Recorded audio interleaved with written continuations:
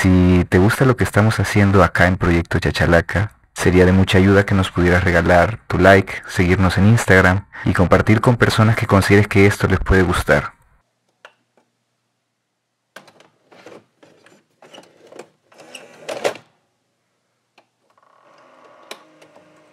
Antes de comenzar, te invitamos a una experiencia sonora. Si puedes, cierra los ojos por un momento. Vamos a dejar atrás el ruido de la ciudad y nos vamos a sumergir en el sonido del Salvador. Escuchemos juntos cómo suena la vida cuando le prestamos atención.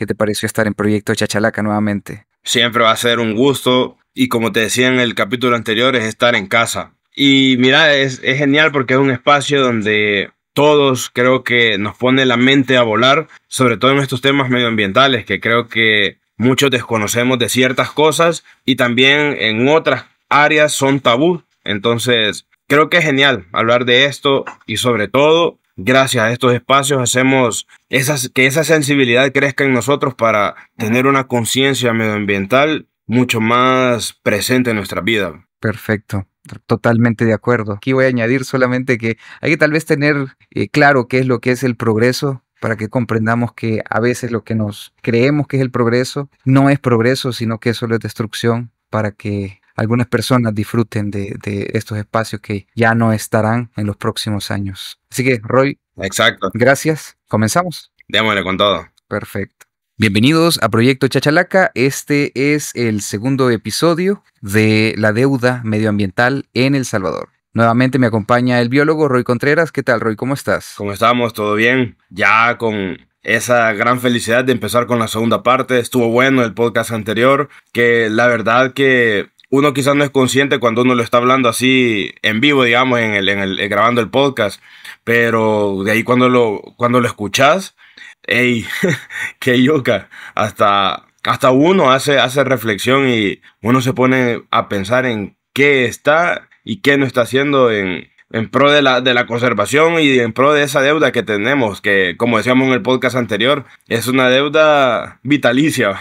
Totalmente, es algo que toda la vida va a estar ahí acompañándonos y es algo a lo que tenemos que responder. Bueno, Roy, haciendo, digamos que un pequeño espacio para poder conocerte un poco más, algunas preguntas para poder saber, bueno, ya sabemos quién eres tú, cómo llegaste a este tema del medio ambiente, pero nos gustaría saber, Roy, ¿qué te gusta comer? ¿Qué es lo que más disfrutas de la comida salvadoreña? De la comida salvadoreña, las pupusas, hermano. Es Las lo mejor. pupusas. Sí, o también un plato de frijoles salcochados, men. Un poco entre tibios o más helados, con Ajá, queso poroso, un huevito ajá. y un pedacito de plátano y chulada. Y una Y ahí está, tostada. suficiente. Sí, sí, sí.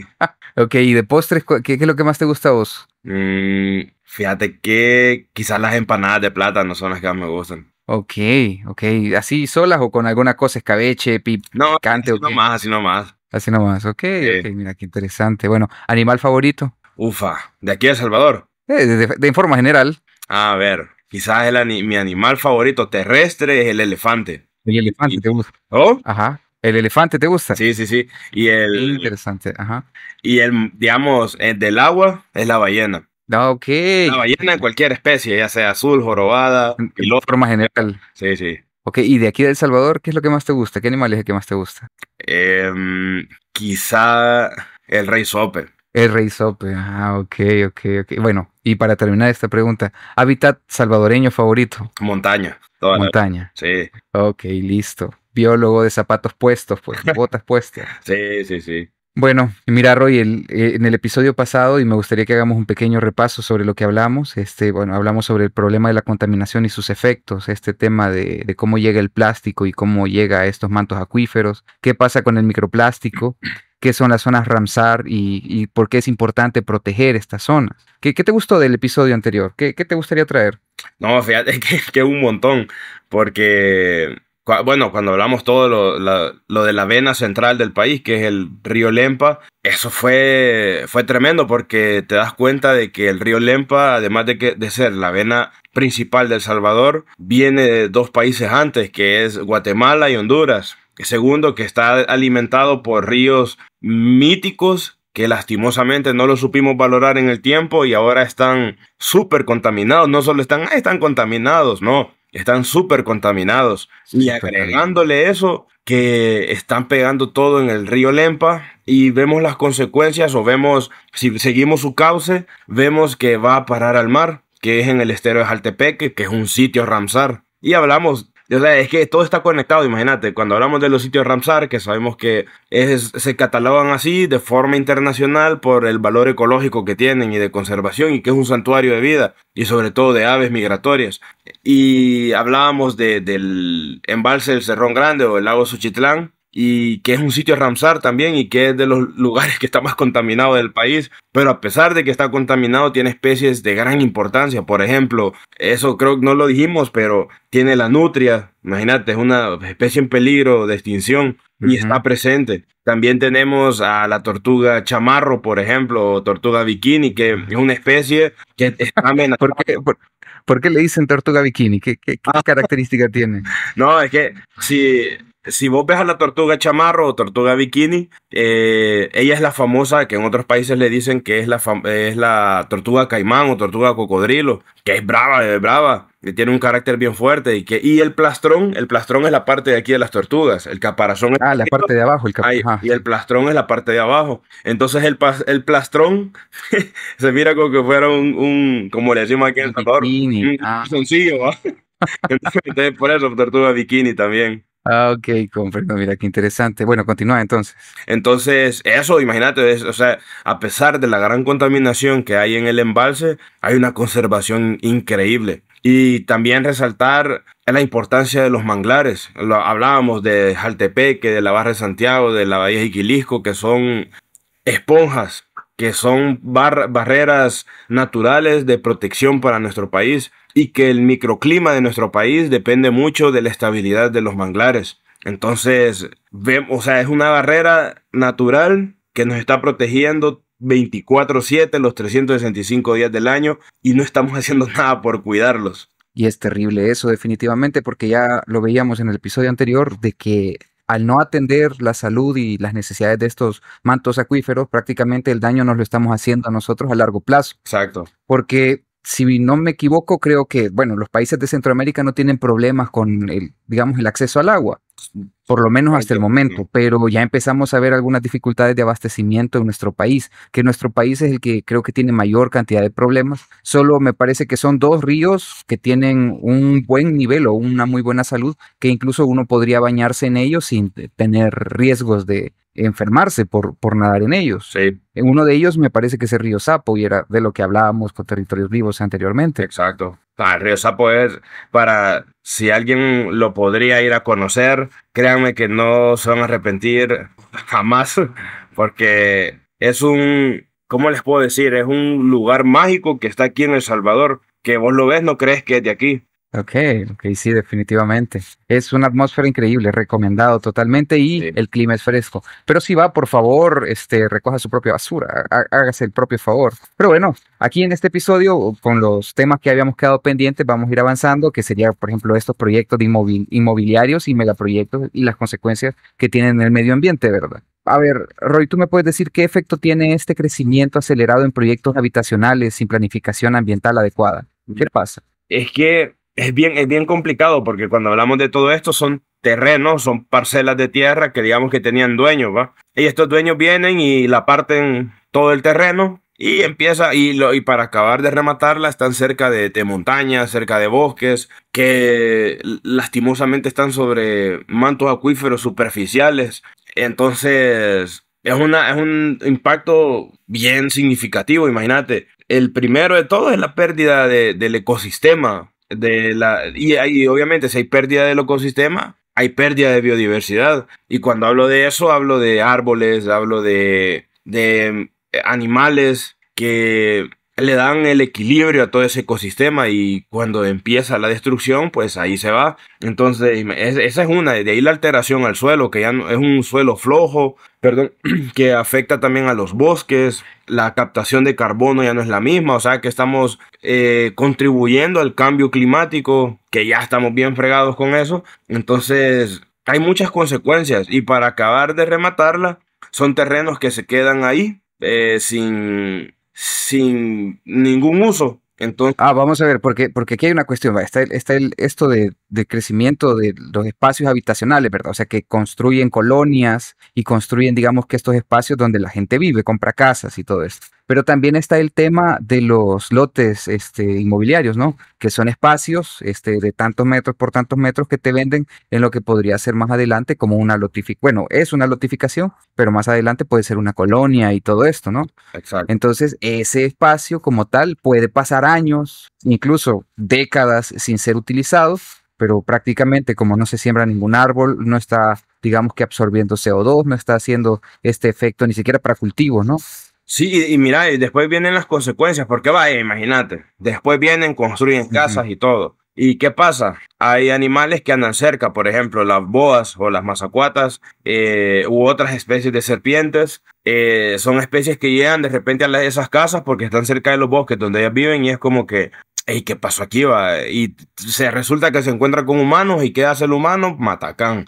Y no solo las serpientes, sino que otras especies de animales, porque de a poco nos estamos metiendo dentro de los bosques. Si no, mira, aquí por mi casa, cuando yo me recuerdo, cuando estaba pequeño, era un cafetal, era un bosque, digamos, como tropical, algo así. Y yo me recuerdo que o sea, todos los bichitos de aquí de la colonia nos íbamos a jugar allá al bosque, porque era genial. Y bueno, sobre todo antes de que empezaran las pandillas, porque luego ellos fue que agarraron ahí, pero cuando estábamos pequeños íbamos a jugar y todo genial. Y de repente empezaron a destruirlo. Llegaron al punto que ya no hay bosque, de aquí hasta afuera de la carretera ya no hay ningún bosque, solo hay medio parches verdes. Pero imagínate, hoy está la consecuencia de que a mí me toca, bueno, a mí, otros colegas y otras personas de comandos de salvamento, bomberos y todo, ir a sacar animales de las casas. Y lo peor que la gente dice que son plagas, que son invasión, que son esto, y no, o sea, es la casa de los animales. Ellos vivían ahí, si no, no sé si te fijaste que hace poco salió un video de un venado que iba corriendo en la carretera aquí en Santa Ana, y justo fue un parche de bosque de estos que te menciono. Y Sí, sí, sí, me parece que sí lo vi, que estaban haciendo como una construcción de un centro comercial o algo así, exacto, correcto. iba corriendo el venado. Y mira, y son así un montón de parcelas. Fíjate que yo admiro a una persona allá en Metapán, que ellos tenían digamos así, un lomo de montaña, una cuchilla de Ajá. montaña, que ellos tuvieron la oportunidad de venderlo y venderlo por millones, porque es una montaña entera. Y ellos cultivaban repollo, cultivaban papa, cultivaban creo que hasta durazno y creo que hasta fresa y cosas así, mora, de esta mora silvestre y todo. Un lugar bien frío. Sí, entonces lo vendían. Y dice que pasaron así como 30 20 años, como 30 años más o menos. Y cuando tuvieron la oportunidad de venderlo, dijo el señor, el dueño, que no, que ya habían ocupado el suelo para lo que les tenía que dar y que ahora tenían que le iban a regresar, bueno, que como en gratitud le iban a dar a la madre naturaleza lo que ella les dio a ellos. Y ahora es una reserva natural, es un área natural privada protegida, Protegida. famosa el Ujú. Limbo. Entonces, es increíble, o sea, creo que hay todavía personas que ven ese como préstamo que hacen con la naturaleza y que les regresan después todo lo que ella ha dado y lo regresan en creces. Totalmente, mira, y es bonito cuando de pronto uno identifica que la naturaleza es lo que nos mantiene vivos, pues, o sea, si todo lo que nosotros comemos de allá viene, ¿no? Sí, Lo único que pasa por todo un proceso de tratamiento y procesamiento para poder llegar a nuestra mesa, pero al final es eso, al final es eso. Nosotros, si no tenemos naturaleza, pues al final esto nos afecta a nosotros. Y bueno, Roy, con esto de los megaproyectos, contame un poco. Primero que nada, ¿qué es un megaproyecto? ¿Cómo lo debemos de entender? vaya, mira, cuando hablamos de los megaproyectos tenemos que entender todos que hablamos de carreteras, de represas, de Pasos edificios a desniveles alto también. desnivel, megaplantas de urbanizaciones, y estamos hablando de todo esto. Y mira, estos tienen efectos que no son comparables con los de una inmobiliaria, por ejemplo. Una inmobiliaria, imagínate cuánto daño hace, o imagínate un megaproyecto de estos, hace un daño, pero más significativo todavía, porque son extensiones inmensas perdón, son extensiones inmensas de terrenos. Y la huella, imagínate, si la huella de carbono que hacen los inmobiliarios es grande, o imagínate, esta es inmenso. Y imagínate, como un punto podría ser la pérdida masiva del ecosistema. Cuando hablamos de esto, estamos hablando de la deforestación, la destrucción de hábitats, la extinción local. Imagínate esto, la extinción local de una especie endémica del país. Por ejemplo, aquí en el país nosotros tenemos varios tipos de salamandra, pero imagínate, aquí en el país tenemos una salamandra que lleva por nombre Oedipina salvadorensis. Solo con decir que es salvadorensis, ¿qué te da a entender? Que es Que solo es de esta zona. exacto, que es endémica, imagínate, endémica, es decir, que solo habita en El Salvador, por ende está en peligro de extinción a nivel mundial porque solo habita acá. Entonces, esta salamandra tiene varias cosas en contra. Primero, que parece una serpiente chiquita, pero parece serpiente porque las patas son diminutas. Entonces la gente las mata porque piensa que son serpientes. Segundo, cuando la gente ve que tiene patas, dicen, ah, la perica mutó la serpiente. Entonces la mata. Que es Ah, una serpiente mutante. exacto.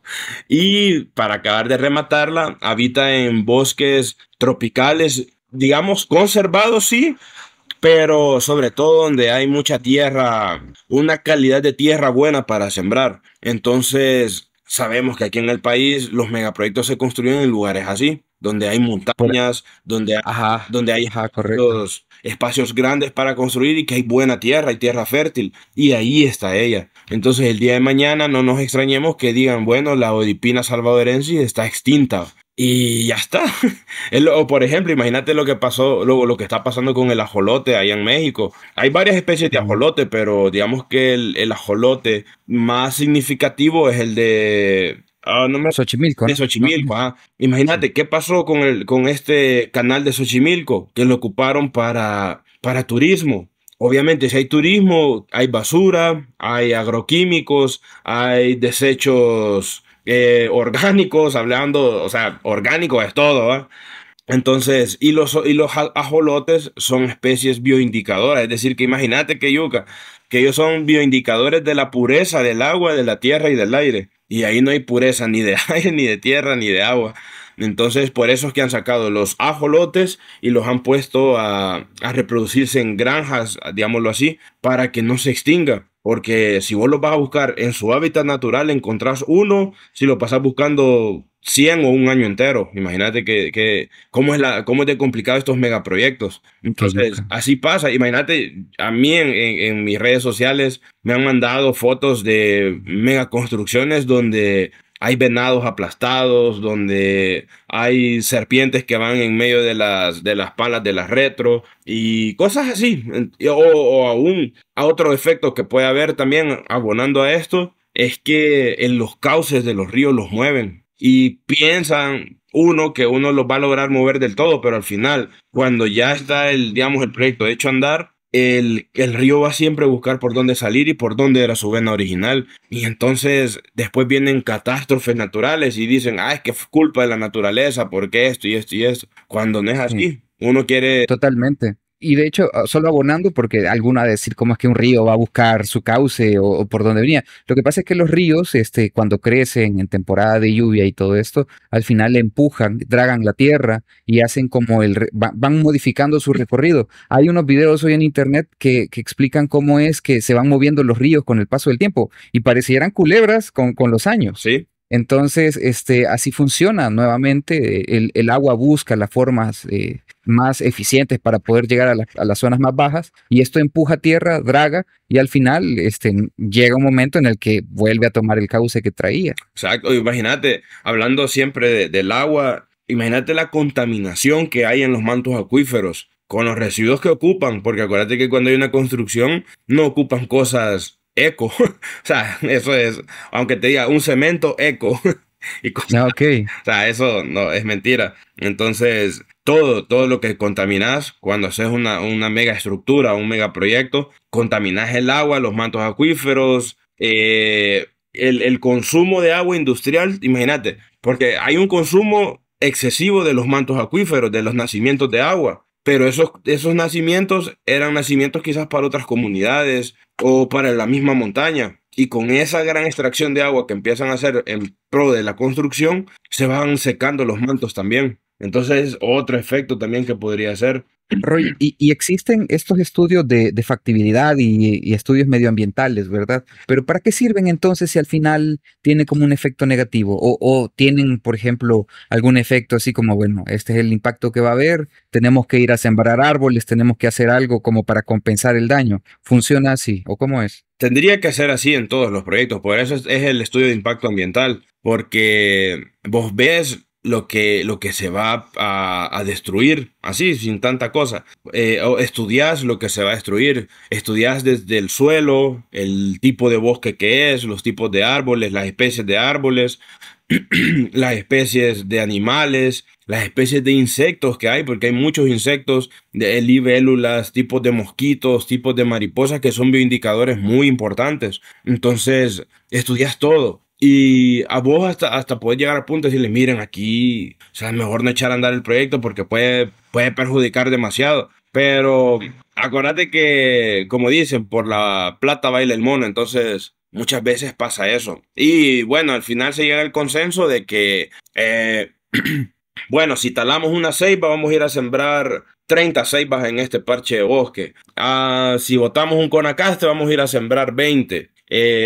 Los animales, ¿qué hacen con los animales? Supuestamente se hace una traslocación del animal. Se va el especialista de animales y empezás a poner trampas, ajá, sobre todo con eso, con trampas trabajás para capturar los animales, los metes en sus recipientes que tienen que ir con las medidas de ellos y todo, y los llevas a otro bosque parecido al que se le está destruyendo y que habite ahí. Pero la mayoría de las veces casi que no se hace. Entonces, es bien complicado, la verdad. Es bien complicado porque uno, si vos te pones a buscar la mayoría de las veces, pienso yo que estos estudios tendrían que ser públicos porque para ver, o sea que van a destruir esto, pero van a hacer esto y esto y esto. Pero la mayoría de los casos, y siempre creo yo, que nunca ves esos estudios, aunque los busques no los hallas, entonces, ¿lo hará en realidad? No sé. ¿Se hace el estudio? No sé. Esperemos que sí. Y mira, yo por ejemplo he colaborado, he trabajado alguna vez con alguna agencia, bueno, con alguna inmobiliaria que sí me ha dicho, mira, venía a sacar los animales que están en este pedazo de bosque, en las faldas de esta montaña. Y chivo, hacemos, bueno, creo que una vez te contaba de las últimas experiencias que tuve con eso, fue que todavía estaban los bichos malos en las calles y que yo Ah, sí, sí, sí. estaba en la montaña, que justo andaba haciendo un estudio de impacto ambiental y que estábamos, bueno, a mí me contrataron sobre todo para la traslocación de los animales. Entonces yo era el encargado de agarrar los animales y llevármelos precisamente para el Parque Bicentenario, la finca El Espino y toda esa cosa de ahí. Entonces, cuando yo estaba haciendo todo el estudio fue que los bichos llegaron y casi que me voy. Sí, me contaste que hasta los... Ajá. Que eso está en un episodio de Halloween, me parece, del Día de Brujas. Está, sí. Ajá, sí, en esta te lo pusimos. Se hacen estos estudios. Tenía otro compañero que estaba haciendo el estudio de árboles, estaba marcando, va tales árboles, tienen que ir tantos de estos y no sé qué, no sé cuánto. Y luego de ese proyecto estaban allá por la parte de la costa donde se estaban haciendo el sembradío de árboles, en un bosque, creo que en el Tilo de Ninger, creo que se hizo el sembradío de bosques y todo eso, de árboles, perdón, y se hizo la reforestación. Así que hay entidades que sí lo hacen, pero hay otras entidades que solo ellos saben si hacen las cosas o no. Ok, mira, qué duro eso. Y ahora, Roy, por ejemplo, si, vale, digamos que nosotros sembramos árboles para poder, digamos que paliar el efecto de un megaproyecto, de un proyecto que nosotros tenemos, y sembramos 500 árboles en tal parte, pero años después viene y una inmobiliaria o un megaproyecto se va a hacer ahí, ¿eso se va a reparar o se perdió? Fíjate que todos esperamos que no se pierda, pero muchas veces casi que termina perdiéndose todo. Porque ahí es responsabilidad de la entidad de darle mantenimiento a lo que vos estás arreglando. Ok, mira que yuca definitivamente, ¿verdad? Sí. Bueno, y conoces iniciativas que tengan así como el objetivo bueno, ya hablamos de los megaproyectos, ya hablamos de estos proyectos inmobiliarios que tienen un efecto negativo, desde el aspecto de, bueno, se construyen casas, tiene ya un efecto de que quita el espacio, y también tenemos estos de lotes de lotificación, Ujú. que muchas veces solo se tienen ahí para venderlos más tarde, y pues solo utilizan el espacio, deforestan, pero solo tienen el espacio y no se utiliza para nada más. Ujú. De ahí tenemos los megaproyectos que pues tienen este efecto enorme en el medio ambiente, incluso, por ejemplo, una represa va a modificar el hábitat, Todo. va a reconfigurar todo en esa zona. Igual un paso a desnivel, el flujo de vehículos, todo esto lo cambia. Si no, fíjate que Pe- antes de que, Ajá, de que cambies el tema, fíjate lo de las represas. Qué ajá. importante que lo mencionas. Si las personas que nos escuchan son de El Salvador, saben que acá en El Salvador ahorita hay un problema bien característico. Para mucha gente es bonito, pero en realidad no es bonito lo que está pasando en el embalse del Cerrón Grande, en Suchitlán, que ahorita se ha Lo de tornado esta planta, ¿verdad? Lo de esta planta, ¿cómo se la llama? ninfa, La la ninfa. lechuga de agua, ajá. Que imagínate, primero, hay varios errores ahí. Primero, que el primer error fue que la trajimos de un lugar que no es su hábitat. En este caso fue del Amazonas, y sobre todo de la cuenca del Amazonas, donde ella está. Pero ella ahí tiene depredadores, tiene insectos que se comen el embrión de la planta, entonces no dejan que se prolifere mucho. Los manatí se las comen cuando ya están grandes, igual que la nutria del Amazonas. Igual algunos ciervos que están en esa parte de Sudamérica se comen esta planta, entonces es comida, o sea, ya hay un depredador para ella. Pero aquí en El Salvador, quizás lo más parecido a los manatís que tenemos son las vacas y las vacas no nadan. Entonces, Bueno, mira, ahí andaban unos búfalos, bueno. hace unos meses en Metapán.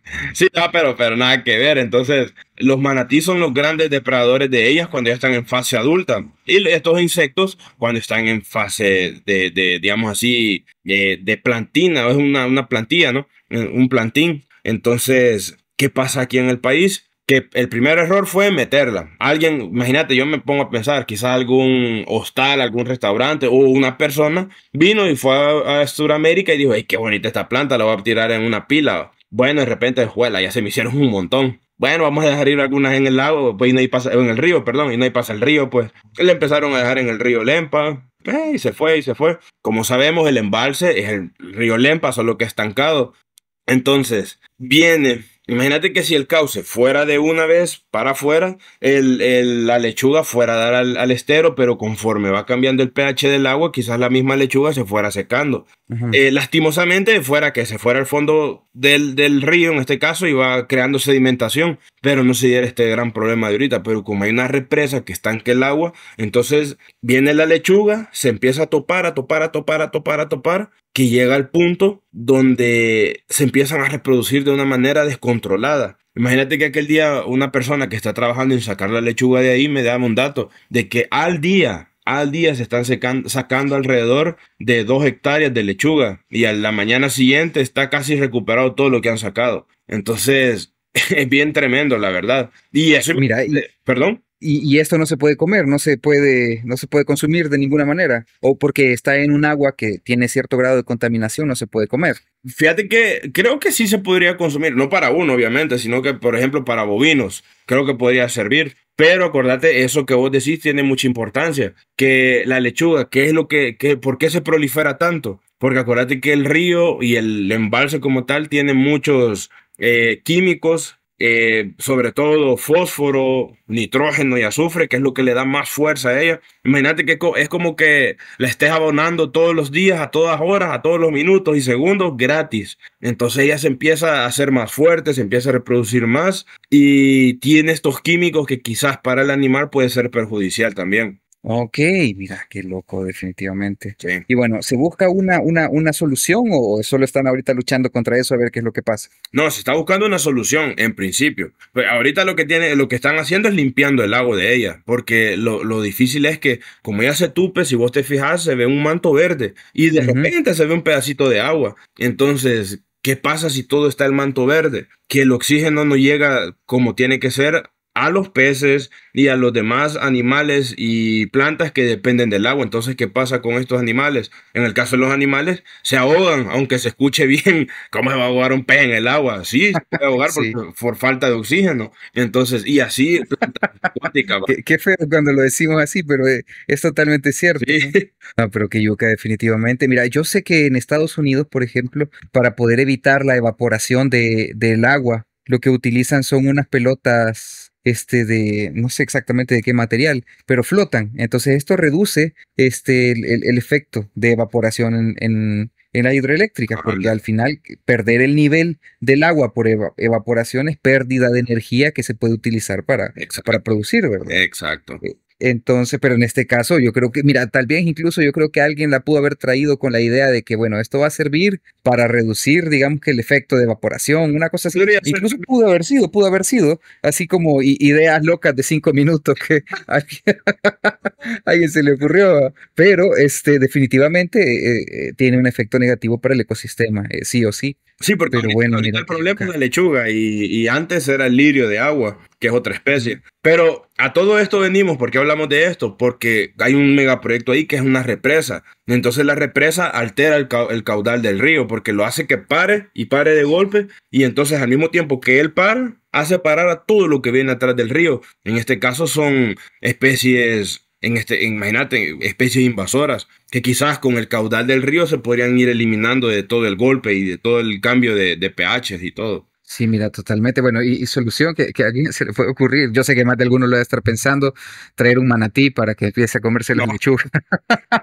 y aquí no tenemos depredador de manatí. O sea, imagínate, o imagínate que alguien dijera, bueno, entonces traigamos los gorgojos que se comen allá a las ninfas cuando están que es un plantín. Trae los gorgojos y se te convierten en plaga después. Lo que hablábamos aquel día de no me acuerdo si de los conejos o de las ratas, no me acuerdo de qué era. Que vos Ajá, dabas el ejemplo de especies que se vuelven invasoras por querer tapar un hoyo, abrir uno más grande.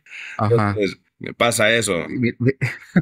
Mira, no sé si vos te acordarás de este episodio, pero me recuerda a eso precisamente. Hay un episodio de Los Simpson donde Bart, le pega un balazo a un ave y la mata y se encarga de los huevitos. Así, Pero al parecer estos huevitos eran no del pájaro, sino de unas lagartijas bolivianas cabal. que al final se comieron los huevitos del pájaro y esta iguana pone sus huevitos para que el pájaro los críe y al final es una cosa así, ¿verdad? Entonces la idea, mira, y que me mata de la risa porque aquí del Departamento de Agencia de Pesca y Vida Silvestre, Springfield, decide exterminarlos, pero ya que esto como que se está volviendo como una especie de plaga porque no tenía nadie que lo controlara, ¿verdad? Sí. Entonces al final, después de toda una idea, lo que tratan de hacer o lo que plantean es traer gorilas para el control de estas De la- de las lagartijas. y, Bueno, porque lo que pasa es que están las lagartijas que no se llevan bien con las serpientes, me parece, una cuestión así. Entonces introducen serpientes para controlar estas lagartijas. Pero ya después no pueden controlar las serpientes, entonces dice, bueno, vamos a traer gorilas y que se vuelvan parte del ecosistema. ay, no. Sí, es que mira, es increíble porque, como te digo, queremos tapar un hoyo y abrimos uno más grande y se hace un desequilibrio total. Imagínate lo que decíamos aquel día, aquí en el mismo continente tenemos lo de los hipopótamos en Colombia, que un brother que se la llevaba de que era el dios de Colombia, Ah, sí, sí, sí. llegó ahí y resulta que pasa mejor vida y los dejó libres. Eran cuatro o una pareja, no me recuerdo. Y ahora de esa pareja hay casi 400 hipopótamos. Y esos brothers no son de aquí. Imagínate, ¿quién se los va a comer? Un jaguar no se va a meter. Voy, sí, me va a comer un hipopótamo. No. Entonces, ay, no. Ay, no, mira, pero fíjate que hay casos reales. Aquí tengo algunos, mira. Esto es un caso real. En los años 30 en Australia tenían un gran problema de escarabajos. Estaban destruyendo los cultivos de caña de azúcar, así que tuvieron la brillante idea Ah, pues, de traer los sapos, ¿verdad? Que era de lo que estábamos hablando la vez pasada. Aquí te era. lo traigo de vuelta. Sí, totalmente. Entonces ya los sapos se volvieron un problema. Pero bueno, mira, incluso me parece que, y esto lo escuché en un podcast ¿cómo se llaman estos? El Dulop, que son de un podcast mexicano. Y entonces ahí hablaban de que un estadounidense estaba pensando en traer hipopótamos a cierta parte de Estados Unidos para poder, digamos que sacar carne de hipopótamo, Ujú. para poder comer. Ah, no, mira, pero es que esto de ser transespecie está algo yuca, definitivamente. Mira, si sos especialista en eso, chivo, porque creo que no se te va a salir de las manos. Pero si solo lo haces porque supuestamente vas a salvar la especie o algo, pues ahí, híjole, ahí vemos un montón de Mira, problemas. es que yuca, fíjate, definitivamente. Bueno, en el caso de los sapos, yo creo que se pueden comer, va, pero es que las ancas de ranas creo que no son para todo el mundo, va. No, no, Está complicado. no, y los sapos, híjole. No, pero va, imagínate que, ¿Ya has comido sapo, Roy? ¿Te ha tocado alguna vez? no, sapos, no, ranas, sí.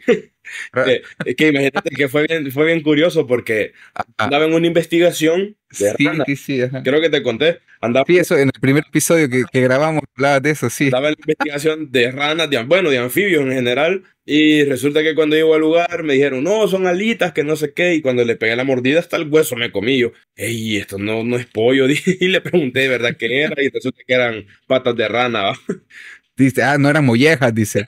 Cabe recalcar que son buenas, ni Sí, modo. deberían de abrir una. Fíjate que yo recuerdo que cuando estaba pequeño, con mi papá visitábamos unas granjas de rana, ¿va? Porque antes había como esto de la ranicultura, una Ah, cuestión sí. así, pero desapareció totalmente aquí. O por lo menos yo ya no lo he visto. Sí, ¿sabes? Igual. Había Ajá. un cultivo de rana toro allá por San Vicente, por Santa Cruz, por Río, creo que se llama. Ajá. Por ahí había un cultivo que era buenísimo. Pero sí desapareció, entiendo yo. Sí, mira, pero ¿por qué será, José? A nadie le gusta comerlo, porque en otros lugares es como una delicatese así Sí, de no, comer. la cosa es que yo creo, fíjate que creo yo que muchas especies se les salieron, bueno, muchos individuos de rana toro se les salieron del lugar y se estaban metiendo al bosque, entonces creo que lo sancionaron, algo así fue. Y mejor que ya no, porque si no se iba a convertir en una plaga la rana toro, porque no es una rana chiquita, sino que es grandota. Ya, sí. Entonces hemos seguido consumiendo ranas nativas, bueno, sí, nativas de la región, que es la rana leopardo y la rana de máscara, no me recuerdo, rana de máscara maculata, algo así creo que se llama. Ujú. Entonces son estas dos especies que las hemos estado consumiendo para platillos, ¿cómo se dice? Platillos... Gourmet o como Ajá, no, pero que son raros, va. exóticos, exóticos, exóticos. Ajá. Ajá, ajá. Entonces, y lastimosamente las dos especies de ranas, tanto la rana leopardo como la rana maculata, están en peligro para nuestro país, entonces nos las estamos acabando. Sí. Pero Entonces, que mira que aquí comemos de todo prácticamente. Mira, decir una cosa que no se haya comido alguien aquí, o que hemos comido increíble. garrobos, cuzucos, Los sopes, eh, brother, los sopes, los pato chancho y todo.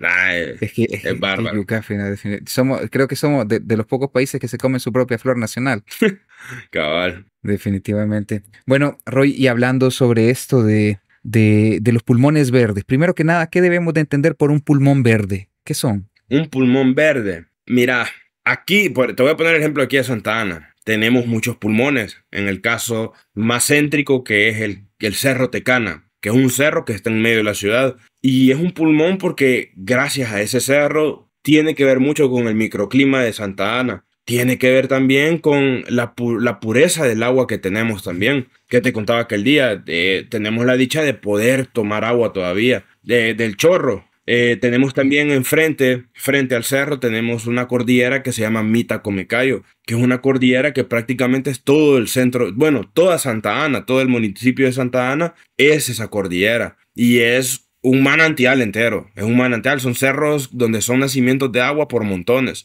Entonces, esos son pulmones que son pulmones verdes, digámoslo así, y están en medio de la ciudad. Y si igual pueden hacer el ejercicio de ir a buscar en internet, pongan bosques digamos, desde arriba, o sea, ver bosques como con drones así, y se miran como que fueran venas de un pulmón y todo, o sea, es increíble la naturaleza, la verdad, porque ella misma nos da a ver que sin estos bosques, la pureza del aire no hubiera, la fijeza de la tierra tampoco, los nacimientos de agua tampoco, los mantos acuíferos estuvieran más contaminados de lo que ya están. Si no, mira, lastimosamente, algo que se me viene así a la mente es la capital de México, o el DF, que vos ves ahí, vos decís, ay, que está nublado, ya va a llover, pero en realidad no es eso, sino que es el smog, porque en la capital no hay un parche de bosque, no hay un pulmoncito por lo menos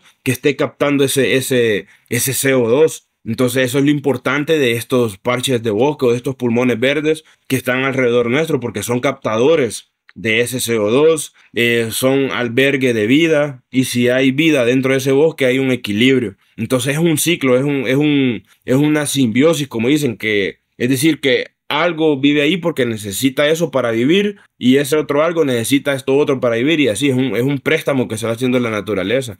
Ok, Y nosotros, por consiguiente, necesitamos estos parches para vivir también. sí, Entonces, totalmente. imagínate aquí por mi casa hay un famoso bosquecito que de cariño le decimos la finquita, que es de la Universidad Nacional. Y ese bosque, créeme lo que uno ni les echa de ver, pero es un pulmón que hace mucho bien para esta Ciudad, zona. correcto. Pero si no estuviera este lugar, si hace calor aquí, pues hiciera más calor todavía. Ya, mira qué Entonces, interesante.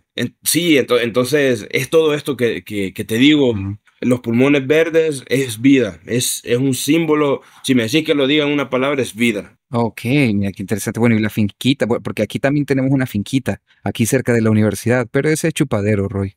Ese realmente no es de ese tipo de, o sea, le da vida a otro tipo de personas, ¿verdad? Pero bueno, Roy, me gustaría preguntarte, porque actualmente, pero me gustaría que veamos por partes. Actualmente en San Salvador se está discutiendo la idea de construir Cifco en este bosque que nosotros conocemos como El Espino, la finca, la ex finca El Espino. ¿Qué Ujú. consecuencias podría tener para la zona metropolitana de San Salvador, Santa Tecla, eliminar este pequeño pulmón verde? Porque bueno, nos lo hemos venido comiendo con megaproyectos como por ejemplo Multiplaza, la Gran Vía y el Hipermall Las Cascadas, todo este complejo de centros comerciales, que antes todo era parte del bosque, también las torres que estaban enfrente. ¿Qué efecto El tendría? estadio que se está construyendo. Ajá, el estadio que se está construyendo. ¿Qué efecto va a tener todo esto y qué efecto tendría si se construye Cifco ahí? Mira, fíjate que es de cabal, como te digo, es de ser bien preciso cuando uno da la información esta, porque hay gente que lo malinterpreta. Fíjate que yo subí el video sobre esta construcción que se va a hacer hace como 2 semanas, casi que cuando después que se dio la noticia, y yo lo subí no por entrar en tendencia ni nada de eso, sino que porque Polémica. no, no, para nada. O sea, yo ni le tiré ni al gobierno, ni nada, a nadie, a nadie, a nadie. Simplemente por lo que significa el espino. Porque, como te decía, en ese proyecto que estuve de la construcción, yo iba a liberar animales al ecoparque El Espino. Entonces, precisamente donde se va a hacer la construcción es parte del ecoparque El Espino. O sea, la finca El Espino es todo eso, que hasta incluye el Parque Bicentenario, por ejemplo. Y entonces lo que vos decís creo que es lo más significativo, de que vamos a seguir destruyendo más todavía este gran parche de bosque que hay. Bueno, no es parche, es un bosque entero que llega hasta las faldas del volcán. Entonces, o sea, destruyendo una parte más, cualquiera dijera, ah, pero solo es un pedazo más que se va a construir, si luego son hectáreas y hectáreas las que quedan. Y es verdad, pero imagínate, se van a destruir 55.000, creo. Quiero ver, sí, 55.000 metros cuadrados creo que son los que se van a destruir. Mucha gente dice, no, pero es que ya está pelón, cosa que no es cierto, porque hay árboles que están señalizados de que los van a botar. Obviamente, si hay árboles y hay árboles frutales y hay árboles que son maderables, que es decir, que dan sombra y que son refugio para animales, hay animales ahí. Y sobre todo, imagínate, el impacto va a ser medioambiental, aun por muy pequeño que sea el parche de bosque, va a ser muy significativo. Porque, como te decía, va a contribuir a si hay contaminación en los mantos acuíferos, va a haber más. Ya sabes, como que le estás quitando si digamos que tenés 10 filtros para la purificación del agua. Ahorita digamos que ya tiene menos 5, o sea, ya hay 5 filtros nomás de los 10 que habían, por toda la contaminación y destrucción que ha habido en la capital. Pero ahora le vas a quitar uno más, ya no van a haber 5 filtros, sino que van a quedar 4 filtros ahora. Va a ser menos la purificación del agua, va a ser menos la captación de carbono, va a ser, o mejor dicho, va a significar que animales van a tocar que migrar. Muchos van a migrar hacia las colonias aledañas del lugar de la construcción, otros van a migrar para el volcán y otros, por ejemplo, muchos reptiles, ellos no se mueven, o sea, ellos son pequeños, sí se mueven, pero son muy lentos, anfibios igual, insectos también, entonces ellos van a quedar quizás en el terreno aplastados o quién sabe dónde, y mamíferos grandes o medianos, ellos van a buscar hacia, como te decía, imagínate los coyotes. Ahí hay coyote. ¿Y qué es lo que va a pasar? Quizás muchos coyotes se van a ir a las colonias de a la par. Van a decir, pucha, que aquí ya no tengo casa y de repente va a haber un basurero. Va a ver y ve que hay basura y hay comida y se va a quedar como un perro callejero y cuando en realidad es un coyote. El día de mañana va a pasar un problema con ese coyote y ahí vas a ver. O sea, es el mismo desequilibrio que uno va haciendo. Entonces, mucha gente dice, solo es un pedazo de bosque que se va a botar, o es un pedazo pelón que ya nadie lo ocupa, que no sé qué. Y cosas así, quieren justificar eso como que no es nada. O sea, si ya está destruido para hacer Multiplaza, para hacer la Gran Vía, para hacer las colonias que están cerca, para hacer la Monseñor Romero, también se ocupó parte de la finca El Espino. Entonces, un pedazo más es un pedazo menos, entonces no pasa nada, queda un gran bosque todavía. Y quizás si somos conformistas y justificamos todo, está bien, pero creo que también si somos así, que somos conformistas con todo y vemos la vida de esa manera, entonces también aprendamos a ver las consecuencias que traen las acciones que hacemos. A pesar, porque mira, hay que hablar lo que es. El día de mañana, digamos que se construye Cifco. El día de mañana puede que haya una actividad muy fuerte donde va a incluir a podcaster o va a incluir a creador de contenido o va a haber un simposio ahí de medioambiental. Uno va a ir al Cifco también. Entonces gente puede decir, ves que eso es un gran doble moral porque no vas a venir aquí ni no. No, no es eso. Sino que uno lo que está viendo es lo que estamos perdiendo y uno es consciente de eso, que por lo menos uno se queda, bueno, por lo menos yo estaba a favor de que no lo destruyeran. Y lastimosamente, mira, y a mí me da una gran tristeza eso, que imagínate, yo me hice el video como llamando a la conciencia de lo que vamos a perder y resulta que o sea, entidades políticas me empezaron a decir, mira, hagamos una marcha y vos vas a ser nuestra punta de lanza y que no sé qué. Yo, pucha, o sea, no es polarización esto, sino que es un llamado a sensibilizarnos. Pero Totalmente. entonces, a mí no me gusta ya cuando ya se convierte en política la cosa, Comprendo. porque no se trata de eso, es de valorar. Por eso es que yo en el video decía, valoremos por lo que es, por lo que representa y por lo que nos da. No valoremoslo Correcto. porque gracias a esto nos vamos a agarrar de punta de lanza y le vamos a dar en la nuca al gobierno o algo así. No, no es eso, sino o sea, así como se está destruyendo ese parche de bosque, así se están destruyendo otros cerca de nuestras casas. Aquel día te lo decía, imagínate que está el proyecto Tecana al sur, al noreste de Santa Ana, pero en el sur, no, o sea, bueno, pero enfrente, pero Enfrente, sí. pero enfrente está destruyendo una gran parte de bosque. Ajá. Y entonces, ¿qué es lo que queda para uno? O sea, si no puede dar una voz de llamado, o mejor dicho, no dar una opinión sobre eso que se iba a destruir, pues por lo menos estoy dándolo todo por el otro lugar. Y así, o sea, aunque sea algo, está haciendo uno. Por lo menos llama uno a la sensibilización, pero es bien difícil, es bien difícil. Totalmente. Mira, y es que pasa algo, mira, y es que pasa algo y hay que irlo viendo. O sea, en el fondo, el tema es complejo. Al final, Muy todo acto como esto, o sea, y tenemos que decirlo, y aunque no queramos y aunque no nos guste, siempre termina siendo como un tema como político, ¿no? Porque sí, los espacios donde se totalmente. construye, los espacios que se toma para poder hacer este tipo de cosas, al final son políticas de Estado, pues, políticas hasta de alcaldía, y al final somos nosotros los que tenemos que pagar ese tipo de efectos. Y aquí me gustaría preguntarte, por ejemplo, para poder comprender un poquito más el tema, explícanos, Roy, ¿qué es un microclima? Porque nosotros entendemos el clima como las estaciones, la lluvia, el periodo de verano, pero ¿qué es un microclima? ¿Cómo lo entendemos? A ver, el microclima, digamos, en pocas palabras, son las condiciones climáticas que se dan en un lugar específico. Por ejemplo, aquí en Santa Ana tenemos yo vivo en lo alto de Santa Ana, la ciudad, digámoslo así, pero hay otra gente que vive como en un valle o en un hoyo allá abajo en Santa Ana. Entonces, Ok, allá hace más calor que acá. ¿Por qué? Porque no hay parche de bosque en esa parte de valle que hay. En Santa Ana ya no hay parches de bosque. Es la selva de cemento literalmente ahí.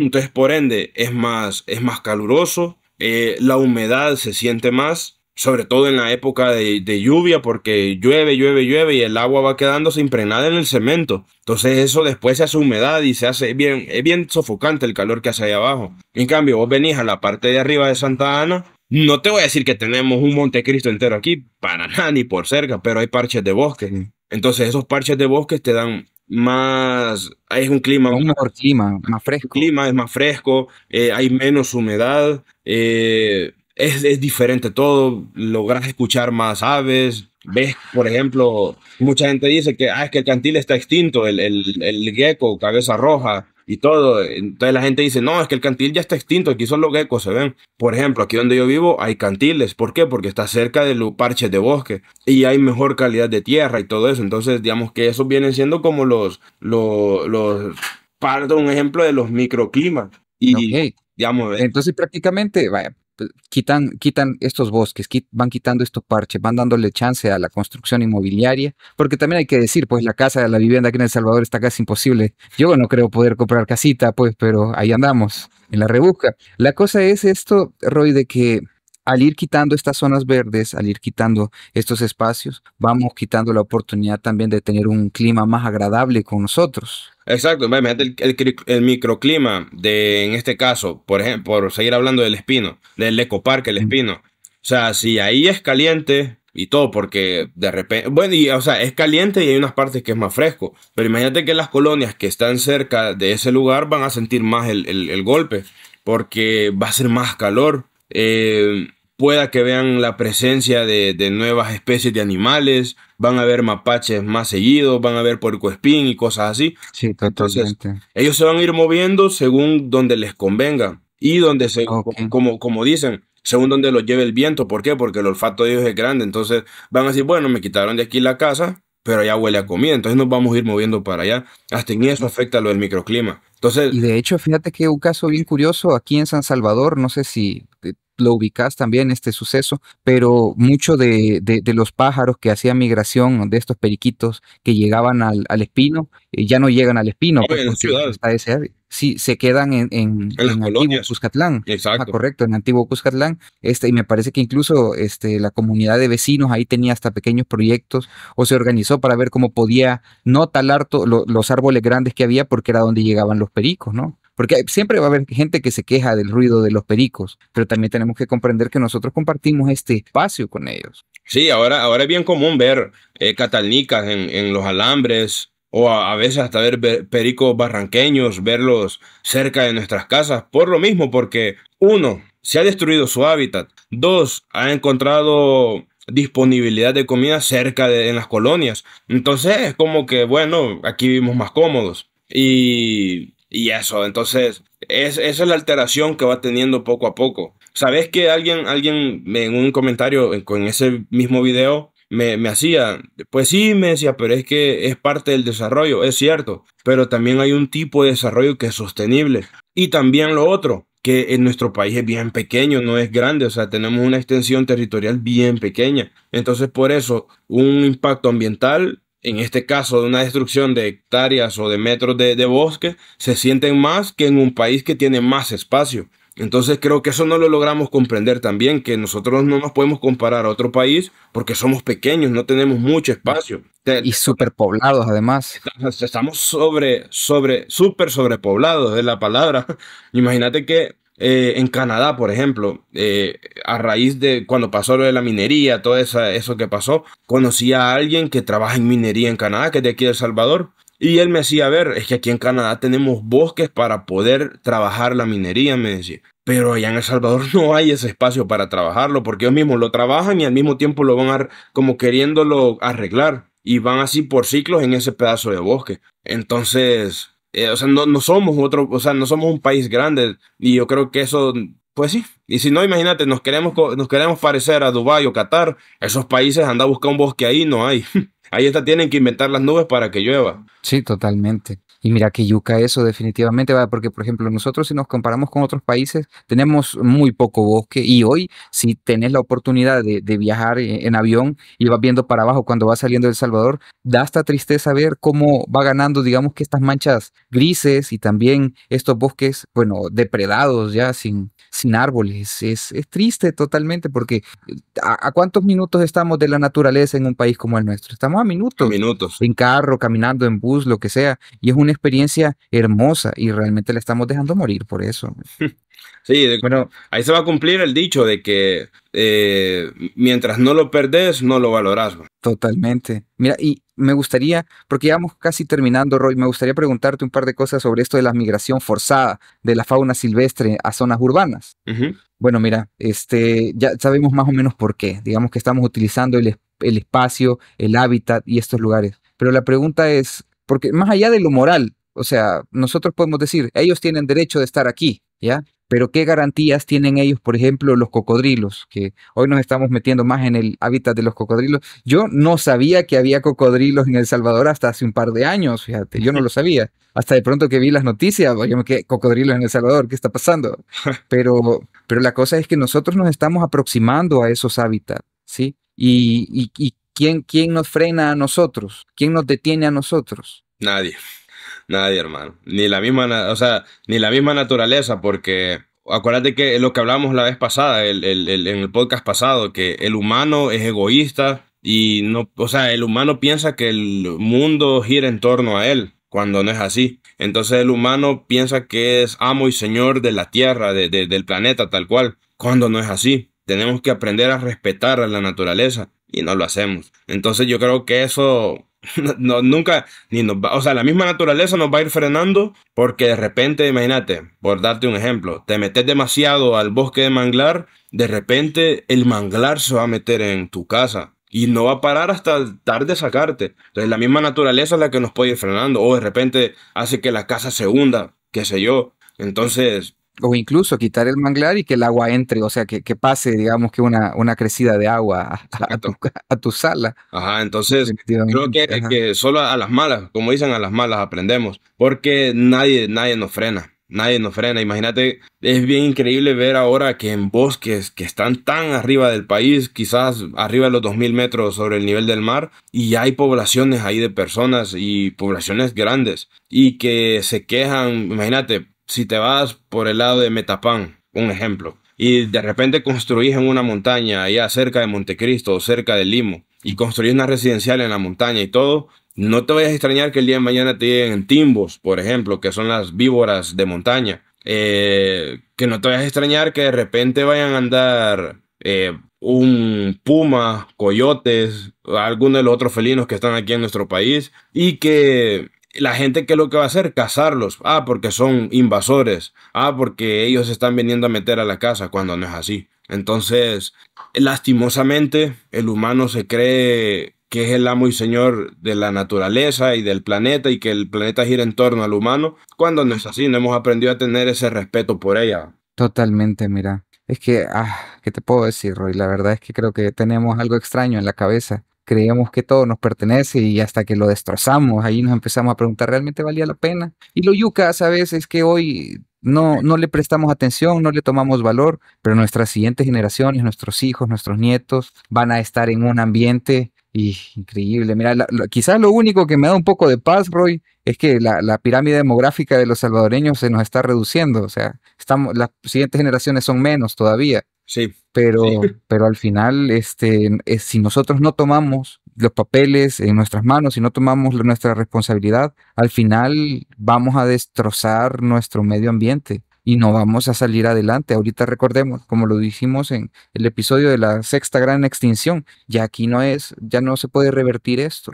Ya estamos en tiempos de gracia. Y sí, mira, al final el mismo humano se está acabando la tumba, posiblemente hasta de casi que la extinción del humano mismo. Porque no frena nada de esto, a no ser de que de repente salga algo que primero que aprendamos a tenerle respeto a la naturaleza tal cual y que creo yo que con la inteligencia que tenemos los humanos y los científicos que están estudiando tantas cosas ahorita, de poder revertir un poco la huella ambiental que estamos dejando nosotros. Las huellas de carbono, sí, correcto. Bueno, Roy, solo dos preguntas me quedan para terminar este episodio. Me gustaría preguntarte primero cuáles son las especies que más se están afectando con esto del desplazamiento forzado. Fíjate que las especies más afectadas son unas que les decimos especies generalistas. Cuando digo especies generalistas son especies que quizás no te indican la salud del bosque, pero son importantes para el bosque, obviamente, porque son dispersoras de semillas, porque son controladoras de población, polinizadoras y tienen una función específica en el ecosistema. Por ejemplo, los venados. Ellos son dispersores de semilla y también son controladores de los bosques, porque no permiten que los bosques, o sea, todos necesitamos control en la vida. Entonces, ellos no permiten que los bosques, que haya solo bosque por todos lados, sino que haya un bosque, pero controlado. Imagínate, son dispersores de semillas, pero al mismo tiempo son controladores, en el caso de los venados. Y también el venado indica que hay un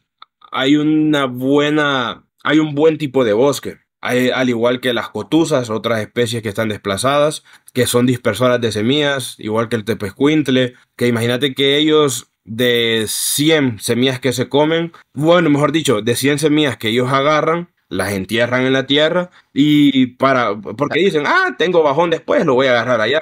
Pero y después se les olvida. entonces de las 100 que siembran, solo se acuerdan de 30 y las otras 70 se quedan ya sembradas. Y ellas tienen propiedades en la saliva o en el excremento que hacen que germine mejor la flor todavía, o la planta en este caso todavía. Entonces son grandes dispersores de semillas y ellos están siendo desplazados. El puercoespín, otro ejemplo, que también es dispersor de semillas, es controlador de poblaciones de insectos. Los osos hormigueros también se están viendo muy afectados, que imagínate, son grandes controladores de insectos. Te indican la conservación de un ecosistema. Otro animal que está siendo bastante desplazado son las serpientes, que todas entran en la parte de controladores de población de roedores o de otros reptiles o de anfibios. Entonces se están viendo afectadas todas ellas. Imagínate anfibios que están quedando en medio de la tierra, enterrados, destripados, lo que sea. Y los anfibios, casi que todos, en el caso de las ranas y de las salamandras y de las tepelcúas, son indicadoras de la calidad de La tierra, calidad, correcto. de la calidad de agua, de la calidad de aire y de bosque que hay alrededor de ellos. Entonces, son especies que se están viendo desplazadas y destruidas por estas obras y macroobras, digámoslo así. Ok, qué loco, mira. Y bueno, Roy, ya sabemos Y, cómo espérate, estamos, ya conocemos un poco la deuda que tenemos. Dime. no, solo que, o sea, estas que yo acabo de mencionar son algunas de tantas especies. Porque ahí Ah, entra ok. el gato sonto, entra el tigrillo, entra el puma, el ocelote, los micoliones, los mapaches, los pezotes, eh, Hay de a todo. los muyos, todos. Todos los animales se están viendo afectados con esto. Increíble. Y ahí agregándole las aves también. Sí, Entonces, totalmente. Ya vemos ahí el caso de los pericos, pues, sí. que es una gran tristeza. Bueno, Roy, y me gustaría preguntarte esto para terminar, porque bueno, ya sabemos cómo nos encontramos nosotros con este tema del medio ambiente, la deuda que nosotros tenemos con el medio ambiente, pero ¿qué podemos hacer? ¿Qué debemos de hacer? Porque ya no tenemos que tener una postura pasiva de frente a esto, pero ¿qué debemos de hacer? Sí, mira, sobre todo para ser más activos, en el episodio pasado mencionábamos la contaminación de los ríos y que colocar la basura en donde tiene que ir, tratar de involucrarte a siembras de bosque, si encontrás un animal, no destruirlo, no aventarle una piedra encima o darle un filazo con el corvo, sino que llamar a las autoridades pertinentes porque esas autoridades los van a poner a donde ellos corresponden. También, ¿por qué no decirlo? Compartir todo el contenido que tenga que ver con la conservación, que tenga que ver de que vas a aprender sobre un cierto ecosistema, una planta, sobre animales. Entonces, creo que hay muchas alternativas. También, si tenés la posibilidad de estar enfrente de un grupo de personas, ya seas profesor, ya seas sos una persona que da charlas y todo, pues también hacer el llamado, hacer, ¿cómo es? Llamar a la acción Ujú. en pro de la conservación de la naturaleza, hacer ver de que estamos bien fregados, no estamos, que todo bonito, ¿no? Sino que estamos haciendo pedazos la única herencia que nos ha dado la vida por miles de años. Totalmente. Y bueno, quizás yo solamente me gustaría agregar que aparte de que nosotros también tengamos este rol activo, que es importante, fundamental, también hacerle saber a nuestras autoridades, a nuestros alcaldes, a nuestros dipotables, a nuestros gobernantes, que al final del día también ellos tienen que poner de su parte. Tenemos que buscar legislaciones que protejan el medio ambiente, que empujen a las empresas a hacerse cargo también sobre los efectos que tienen en los ríos, por ejemplo, la descarga de contaminantes, que es algo de lo que vamos a estar hablando en los siguientes episodios. Sí, exigirles a ellos, porque, o sea, uno los pone y uno también tiene que exigirles eso, Totalmente.